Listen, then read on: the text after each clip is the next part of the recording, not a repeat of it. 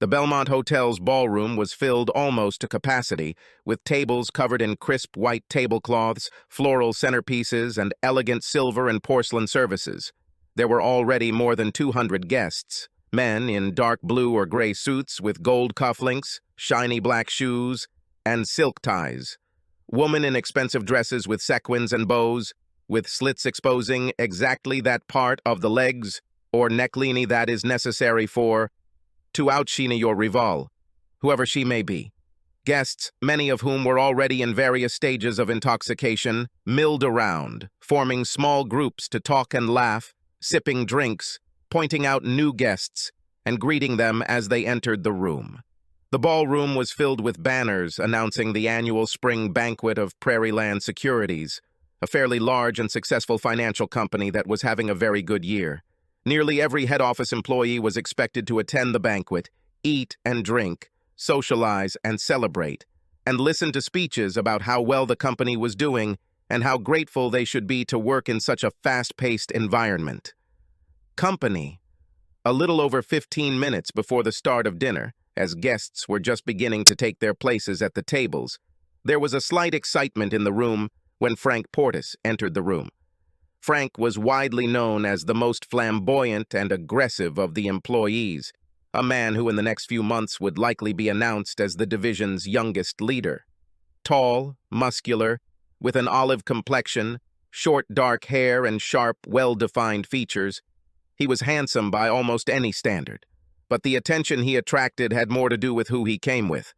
Walking on his arm was Jolene Matthews, a woman who could not be described as anything other than stunning, coppery red hair flowing in long curls to the middle of her back, deep green Irish eyes against a background of flawless alabaster skin, and a figure with soft curves that define the very essence of female sensuality.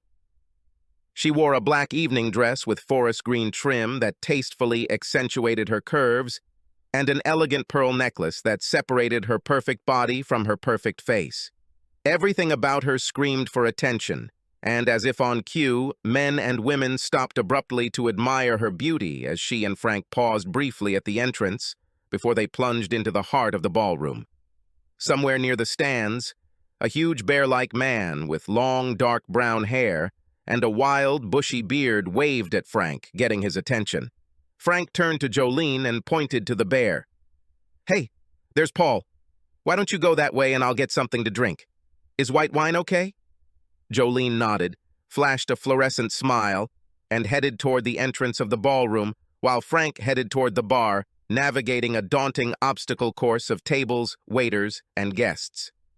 As he approached the bar, his progress was hampered by a mass of slow-moving people waiting and moving in a poorly organized line. Frustrated by the lack of movement, Frank allowed his thoughts to wander, mentally separating himself from the crowd with daydreams of victories at work and on the golf course, as well as thoughts of Jolene. The line had not advanced more than a couple of meters when his self-switching off was interrupted by the vague sensation that he heard his name being called. When he heard it for the second time, he turned around and was surprised to see the smiling face of his best friend from school. 11 years had passed since his graduation, and 2 years since his last meeting. Bobby Mullins was easy to remember, magnificent white horse teeth gleaming under a mustache, laughing eyes crinkled prematurely at the edges from smiling and the sun, and oily black hair slicked back. He was dressed in a dark blue suit, burgundy tie and silk shirt, and looked as elegant as everyone else in the room. But his speech and mannerisms were characteristic of a country boy from southern Illinois, raised among soybeans and cornfields, not among concrete and asphalt. "Bobby? Damn me. I'm glad to see you. What are you doing in town?" Frank reached over Bobby's left shoulder and pulled him closer, shaking his right hand. "I just got here. Came to the party, Frankie." "Wait, you came from St. Louis for the party? That's a long way, even for you, to get free food and drink." Frank laughed and, letting go of Bobby's hand, shook his head. "Hey, I have the right. Just because no one expects the peasants from the St. Louis office to come, that doesn't mean we won't come. I figured you Chicagoans have been staying away from us all these years, so I want to see what I've been missing. They made small talk for a few more minutes until the line moved, and they both took a couple of steps forward. Frank continued the conversation. So, Bobby, how are you doing outside of work? Are you still dating a new girl every month? I don't know. It's hard to keep track, but on average, it's probably like that. Bobby grinned mischievously. Sooner or later, I'll grow up and settle down, but not soon. Bobby and Frank chuckled, and then, after a moment of hesitation, Bobby asked quietly, Well, how do you like life, Frank? Everything is fine? Frank paused, making it clear that he did not have a simple or easy answer to this question. He pursed his lips tightly and ran a hand through his hair before beginning to answer. Well, everything seems okay. Now, I don't know if you heard or not, but Becky and I, well, we're not together right now. Bobby frowned, but showed no real surprise. I heard about it. I'm sorry, Frank. Hard case. Yes, this is true. There was an awkward silence for a moment before Frank awkwardly broke it by asking who Bobby had brought to the celebration. Oh, I came as a bachelor, Frankie, but I hope I don't leave like this.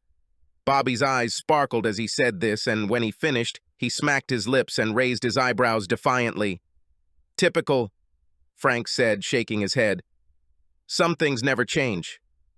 Now they were standing in the front row, and Frank ordered 2 white wines, and Bobby ordered a beer. Frank gestured towards the podium and Jolene. Hey, Bobby, I'm with someone today, but why don't you come eat with us? Naturally, she is banned, but maybe someone else will sit at the table. Oh, I wouldn't interfere with your plans, Frankie, but yes, I would love to eat with you. Show me the way. Bobby picked up his beer bottle and downed it in a mocking toast. Happy anniversary, baby. Becky smiled at Frank across the table, her light brown hair falling in soft curls over her shoulders and framing a face with small, childish features that could be called beautiful, if not for a weak chin and too many freckles.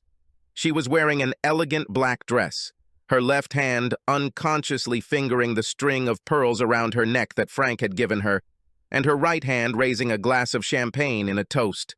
Frank, raising his glass, smiled, admiring his wife. For us, forever. They clinked glasses and sipped bubbling pale yellow champagne as the setting August sun cast streaks of pink and orange through the window and onto the white tablecloth. This is a wonderful restaurant, a wonderful evening, Frank. Thank you very much. For everything, for the pearls and for everything. This is the least I can do for my wife, for the woman I love, for someone as beautiful as you. He nodded appreciatively towards her body. I like the way you look in this dress. You should wear it more often. She blushed and giggled. This is a special dress, for special occasions. I wouldn't want to weaken the magic it holds, otherwise the spell cast on you might weaken. Well, the dress helps, of course, but the spell is mainly cast by what's underneath. Frank gave her a lecherous grin. The waiter came over, ostentatiously placed the salads on the table, then pointedly sprinkled pepper on each of them, after which he filled the glasses with champagne and left, muttering some congratulations on their anniversary. Frank took a bite and, chewing slowly, looked at Becky's right forearm with some curiosity. After swallowing, he gestured with his empty fork. What is that on your hand? Is this a rash? Yes. Looks like a little poison ivy. I think I picked it up at the Netzal picnic while I was walking around the pond. Oh yes, I lost track of you for a while. You know, this is a very beautiful park, and I liked this pond. Yes, it's noticeable. I think you've been canoeing for several hours. Becky frowned slightly and aggressively attacked the piece of salad. Yes, it was a lot of fun. I would like to do it again. Becky pursed her lips in thought, and then looked at Frank with unexpected seriousness and stammered, You know I love you, don't you, Frank? That you are the only man for me?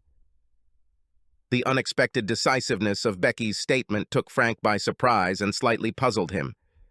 He tilted his head and wrinkled his brow in response, looked at Becky for a moment, and then answered softly, "Yes, and I love you." He leaned across the table until his face was less than a foot from Becky's and continued, "But our relationship is more than love. We are comfortable with each other. We like each other and need each other." He gently touched the side of her face. "And we have trust. No matter what, after getting to know each other all this time, we both trust each other absolutely." Becky's smile faltered slightly as he said this, and she looked down at her salad, awkwardly breaking away from his gaze. When Frank arrived with the wine, Jolene smiled and kissed him on the cheek, whispering thanks before taking a sip. Frank, accompanied by Bobby, found her in a group with Paul and half a dozen other people, who were listening with obvious boredom to a short, slightly plump woman with unnaturally blonde hair and an extra chin, who described in grueling detail the various events and sights she and her husband had encountered during my last vacation in Europe. Her husband, an overweight vice president named Duncan, was as bored as anyone else, and, taking the opportunity, loudly greeted Frank and impulsively shook his hand, effectively interrupting his wife's monologue. While she looked forward to taking center stage again, all the potential listeners followed Duncan's example, greeting and introducing each other to Frank and Bobby, who joined the circle of strangers like an old friend. Paul Jensen, a huge bear of a man, introduced himself and his companion, a petite woman with black hair and a beautiful face named Angie Simmons, as Frank's friends and colleagues. Bobby immediately made Paul laugh with a double entendre about how he was jealous of his size, and made Angie blush with pleasure when he commented that he now understood the saying that good things come in small packages. When Bobby was introduced to Jolene, he raised his eyebrows and exhaled a soft whistle through his pursed lips, causing more laughter as he turned to Frank and said, "It looks like the Little Mermaid has grown up very well." "Great catch, Frankie. Great catch." The other two in the group were an older couple who, if he carried a pitchfork and she had her hair in a bun, could have been taken straight out of American Gothic. Not so easily charmed, they took greetings without humor, engaging in minimal interaction to avoid appearing rude before slipping away unnoticed, in one motion, avoiding interaction with young couples with whom they had little in common, as well as additional stories about travels from Duncan's plump blonde wife. Unfazed by their departure, Bobby continued to enthusiastically exchange stories of their acquaintance, drawing everyone along with him except Duncan's wife, who looked more than a little annoyed when it turned out that no one in the group wanted to hear any more about her European exploits. Finally, with ill-concealed irritation, Mrs. Double Chin announced that she was going to find a table with the other vice presidents and their wives. She left ahead of Duncan, who lingered long enough to say quietly, "Oh shit, now I have to listen to all this again. I'm sorry I've been such a bitch lately." Frank had just returned home, and Becky was sitting in an easy chair placed right in front of the front door, smiling coyly at him, crossing her legs, putting her hands on both arms of the chair, and combing her hair on her head. She wore a white corset, black thigh-high stockings, sky-high heels, and dramatic makeup with dewy red lips and smoky eyeshadow. Frank hesitated for a moment before raising his eyebrows, and finally responded with an exaggerated grin. "Well, either you're wearing a very naughty Halloween costume, or I'm going to have some luck today. Halloween was last week, baby. So I think it's fair to say I wore it for good luck." She laughed softly, making a sound similar to a confident cat purring seductively to get her way. Frank hung his coat on the coat rack, not taking his eyes off her. "I understand that after you pretended to be a nun for several weeks, you suddenly became interested in sex." Becky pouted slightly and stood up from her chair, placing her hands loosely on Frank's shoulders. "Forgive me for this. As I said, I was a bitch. I have every intention of making amends to you right now, and in the most sincere way." He placed his hands on either side of her waist, pressing lightly through her corset, and pulled her tightly towards him, inhaling the scent of her perfume and feeling the slight trembling of her body. He pressed his lips to her ear and felt the soft flesh of her cheek pressed against his face. "So, You think that after completely denying me sex under various flimsy excuses, you can just drag me back into bed by wearing underwear and threatening me with your finger? She pulled back to look at his face and found that he was smiling, but his eyebrows were raised in anticipation of an answer. Yes, Mr. Portis, yes it is. She said this in a syrupy sweet tone of mocking innocence. And you thought that I would forget all these refusals and your weak excuses to avoid sex and just jump into bed? Do you think I'm so frivolous? Well, you're a man. Doesn't that make you easy by definition? He grinned incredulously and shook his head. Honestly, lately you've been changing the temperature so often that sometimes I'm just at a loss. Yes, but I'm hot today, so be happy about it. Plus, I'm a woman, so part of my job is to mystify you. She smiled, winked at him, and, with a sultry gait, led him to the bedroom.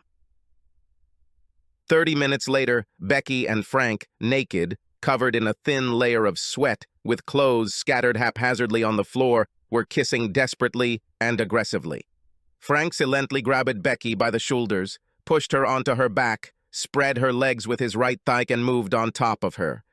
He looked her straight in the eye, watching her reaction, and suddenly he realized that she had frozen. He opened his eyes and saw that she was just lying there, and there was an expression on her face that he could not define.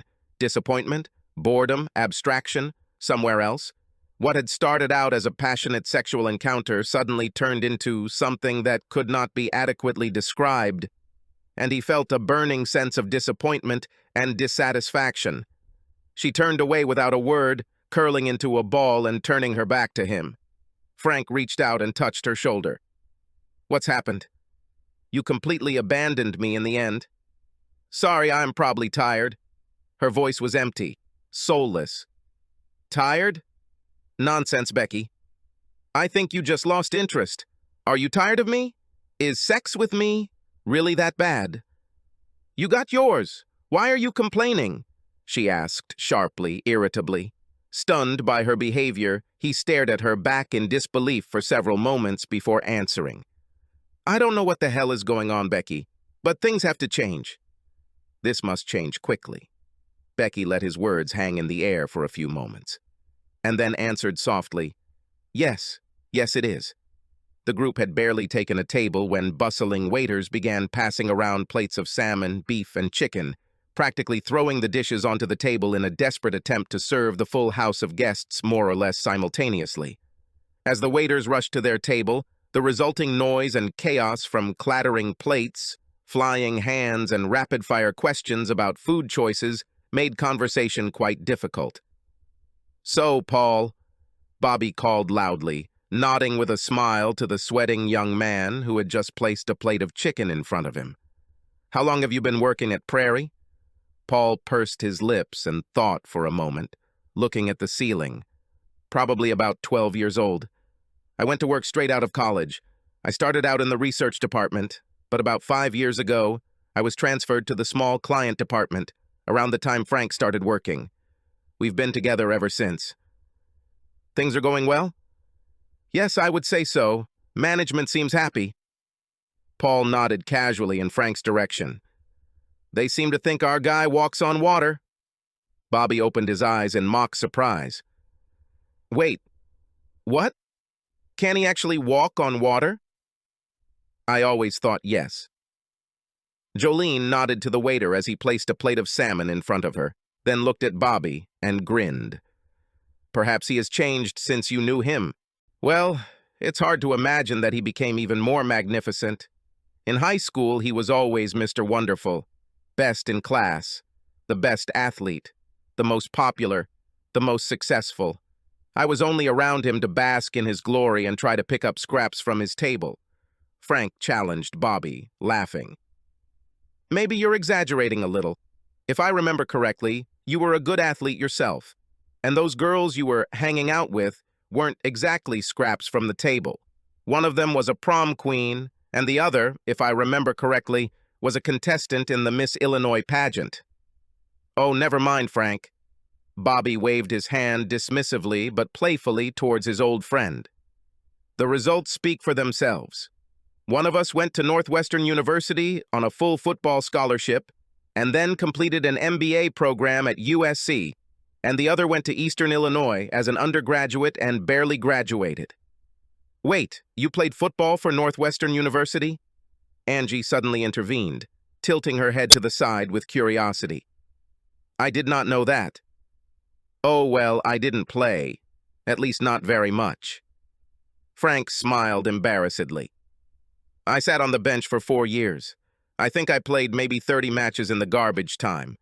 But hey, it paid for college, so it worked out. Bobby looked at Angie, pointing a piece of bread at Frank. You could always recognize Frank. He was the guy who worked out between games. He was also the only guy who never went to parties or broke team rules. Funny, Frank. I think that's what they called him. Or maybe I came up with it myself.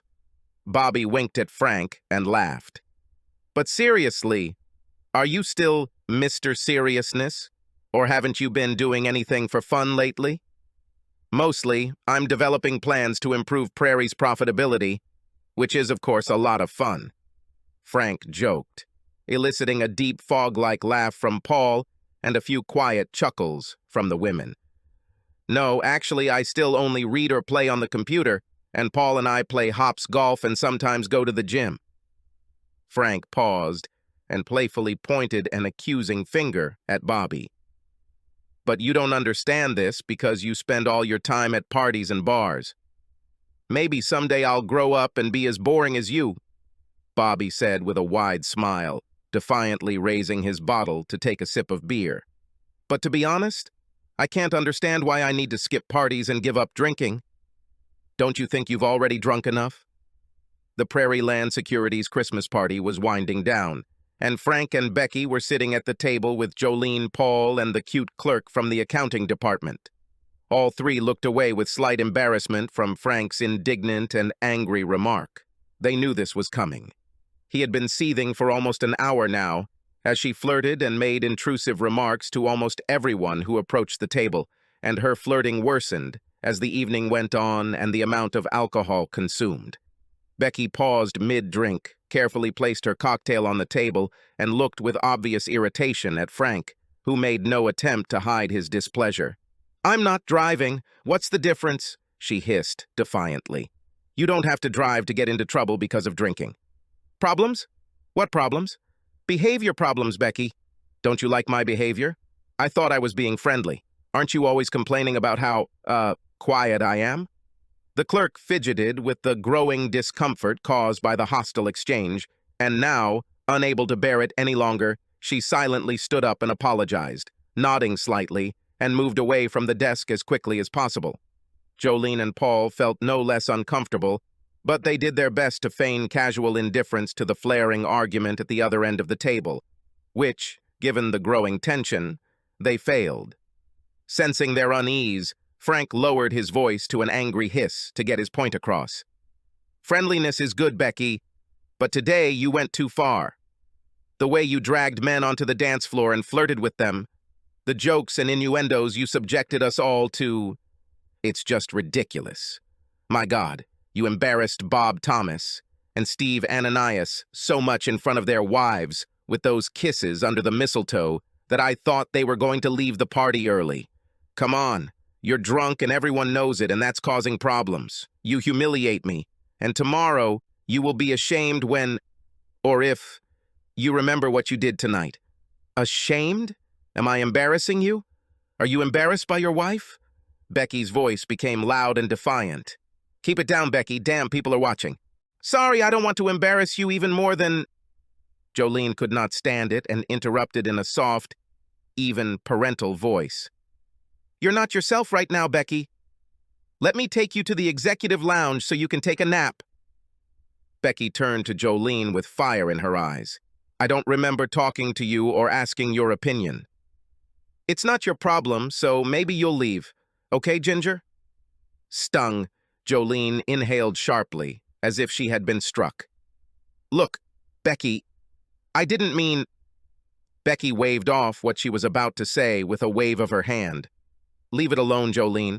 Look, I'm sorry if my husband objects to me trying to get attention, but I guess I didn't expect someone like you to understand that people like me have to put in a little effort. You walk into a room like this with thick red hair, a perfect face and big tits, and men fall at your feet, but us mere mortals have to do a little more than bitches like you do. Becky suddenly fell silent, as Frank grabbed her arm roughly, hard enough to make her flinch. He pulled her close and then whispered sharply in her ear, "Get up, I'll take you out of here right now."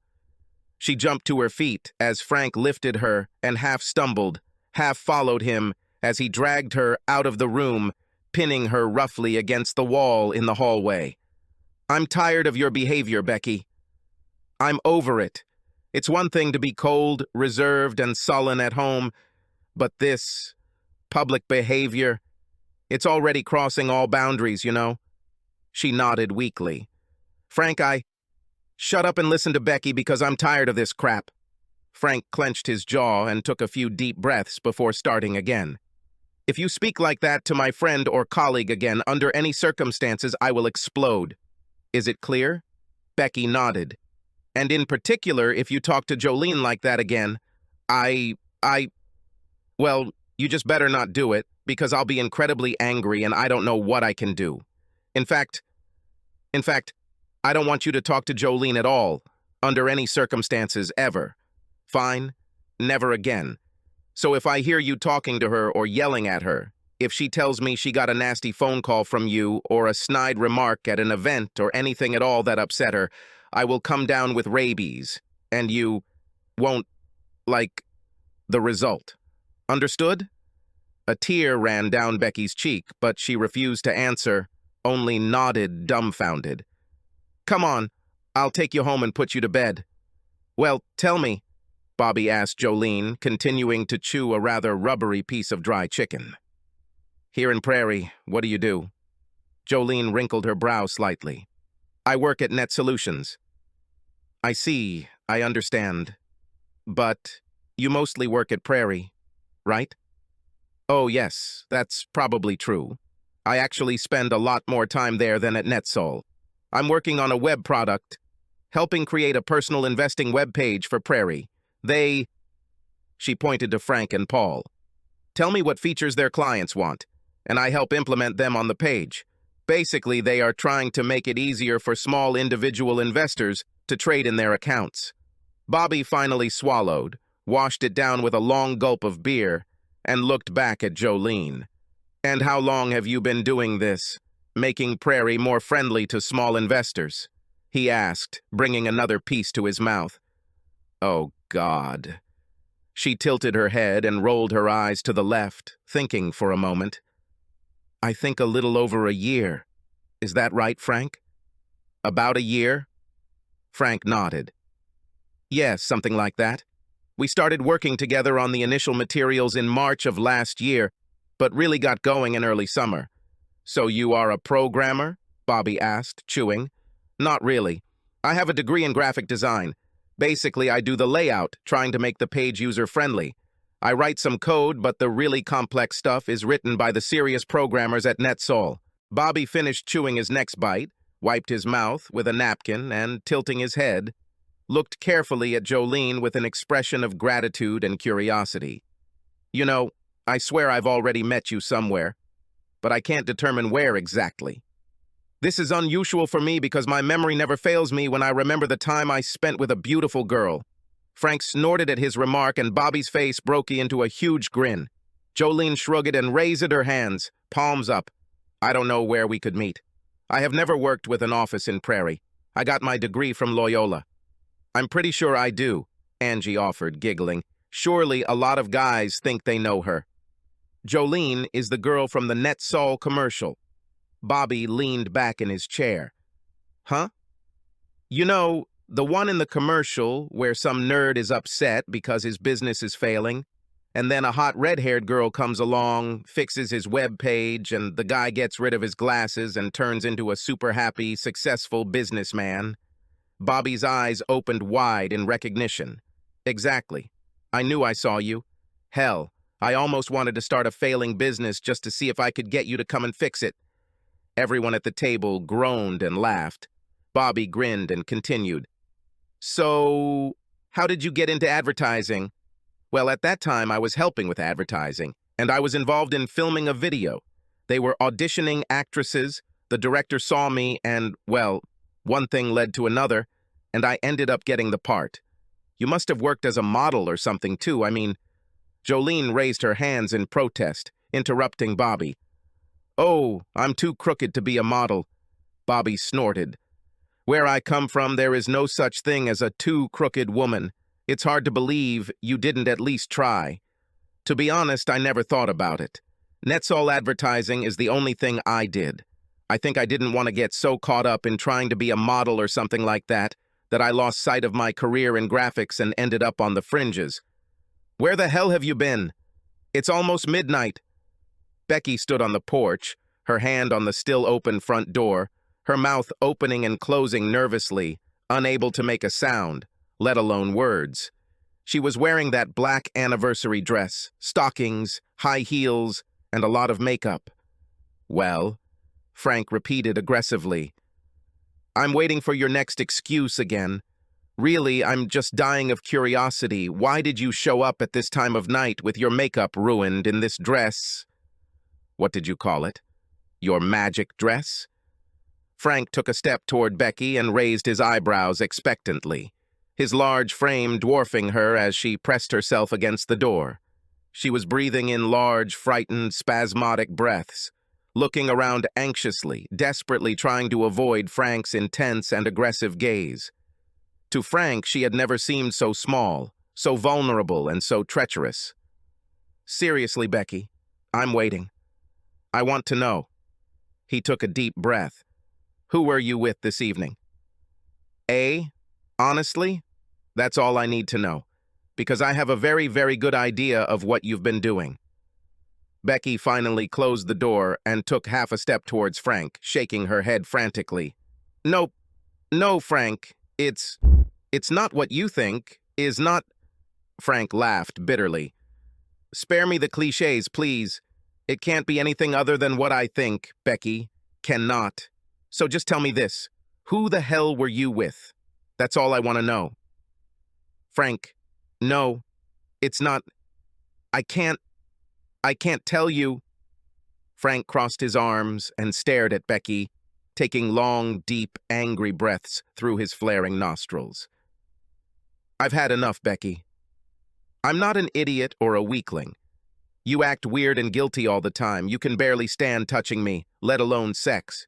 You wander around at night wearing a dress that is supposed to be designed to seduce your husband on special occasions. And this... He reached into his pocket and pulled out several sheets of lined pink stationery paper, heavily wrinkled and covered in writing. Becky winced. What?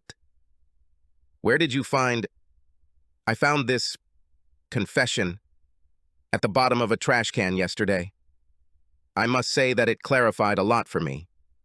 I agree that the only way to save our marriage would be to end your affair. No, it's not like that. But it's too late now, Becky. It's too damn late.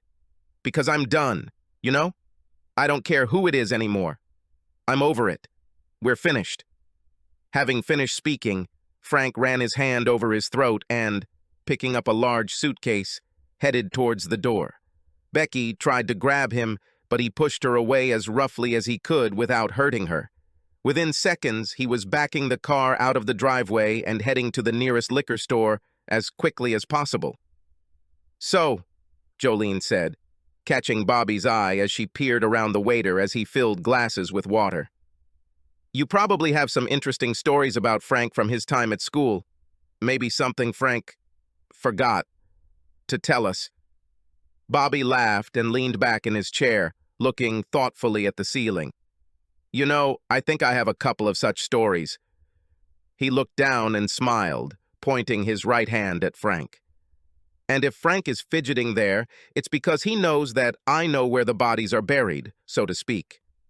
Yes, I think I may be the only guy in this room who can pierce a hole in the shroud of perfection that everyone at Prairie and Netzol thinks he's always worn. Bobby gave Frank a mischievous look. What do you think, Frank? Come on, Bobby, just be nicer, Frank warned, shaking his head in mocking disapproval. Oh, Frank. You know that I would never put you in an awkward position, in any case. Let's listen to something good, Jolene demanded, giggling. Well, there was that time he almost burned down the school's equipment shed when he modified a model rocket with fireworks. Oh, I heard that story, at least Frank's version, Jolene said, looking reproachfully at Frank. Okay, then he was telling you about the famous night when he was trapped alone in the basement. Bobby's voice suddenly stopped as he looked at Frank and noticed that his smile had become forced, and there was a look of apprehension in his eyes. However, Jolene did not notice the awkwardness and leaned forward. No, I haven't heard of any lonely nights in basements, Jolene said with a laugh. But now you have awakened my curiosity. Let's listen. This really isn't such a great story. Let us be the judge of this, Bobby, Jolene suggested with a devious grin. I think I'd like to hear the story about the basement, and I guess Paul and Angie would too. Bobby looked slightly nervously at Frank, who shrugged, apparently giving in to Jolene's desire to hear the story. Bobby began again, smiling a little more confidently, but still telling the story with some hesitation. Okay then. Frank was a senior in high school, and he had a girlfriend who was a little younger, a sophomore or something. And so, one evening it turned out that her parents should be out of town, it seems, at a bowling alley, and she invited Frank to her place to, well, you understand. Oh, I think I can guess what she was interested in, Jolene said, watching Frank's cheeks and ears turn pink. Frank seems to remember the story, she added with some pleasure at his discomfort. Bobby smiled faintly and continued. Well, anyway, the girl's siblings were at home watching TV or something, and she and Frank went down to the basement where there is a partially renovated rec room with a couch in it. Bobby paused and took a sip from his glass before continuing. It is my understanding that they were spending some, shall we say, quality time together on the couch when they suddenly heard the garage door open and her parents returned home. Bobby's audience now listened eagerly, laughing and quietly commenting as Bobby described the night, making Frank wince. Feeling that they appreciated the story, Bobby continued with more enthusiasm, speaking faster and more energetically. So, it turned out that her parents are very, very strict, super conservative to the point that if Frank were caught alone with her, he might get his ass hit with buckshot. I mean, she broke some important family rules by inviting him over when her parents weren't home, right, Frank? Frank chewed his lip anxiously as he listened to Bobby and nodded in response. Oh, yeah. Serious violations. Okay, she asked Frank to stay downstairs, and she ran upstairs to see what happened. Turns out her dad hurt his ankle or knee or something, so her family came home early, and he limped in and sat down in the chair that's right next to the only way out of the basement. There's no way to get past him, and Frank is completely trapped until Dad leaves, and Dad won't be gone for a while because he decided to spend the whole damn night in the chair, because he doesn't want to go upstairs with his bad leg. Bobby stopped giggling, his infectious laughter spreading through the audience. He rubbed his watery eyes and began again, clearly enjoying the resolution of the story. In short, Frank is stuck. His, girlfriend calls me. I arrive at the house and talk to Frank through one of the basement windows. There is no way out unless the window is broken. And Frank begins to panic because there is no toilet there and he begins to feel the call of nature. So I have no idea what to do. But the girl, well, she gets on the phone and calls a bunch of friends and says they need to come over right away. And there's so much panic in her voice that 4 of them show up immediately. Anyway, she takes us into the house and tells Dad that we've come to look at her, school project, which she says is in the basement. So we all go downstairs, hang out there for a few minutes, and then just head back up the stairs. Only when we get up, there are no longer 6 of us, but 7, because Frank is also with us. And her dad doesn't notice that there is another guy. He even waves to Frankie, asks how he's doing, and says he'll be keeping an eye on the Wildcats in the fall. Bobby paused to laugh. The only snag was that Dad started mentioning that he wanted to see her school project the next day, so we all got together and, in an hour or so, made a paper copy of Everest or what? Mount Vesuvius? Mr. Geography? Frank smiled. Yes, exactly. Mount Vesuvius. Damn, I love this story, Bobby said, laughing as he took another sip of his beer. I will never forget her as long as I live. Did you forget about basketball? The sound of the text woke Frank up, and he found himself more or less fully clothed, with his shirt, trousers, and one shoe half unbuttoned, lying on top of a tangled mass of rumpled sheets and clothes spilling out of his suitcase. His bladder was painfully full, his mouth was sticky and dry, and his head was pounding from the noise of traffic coming through the door.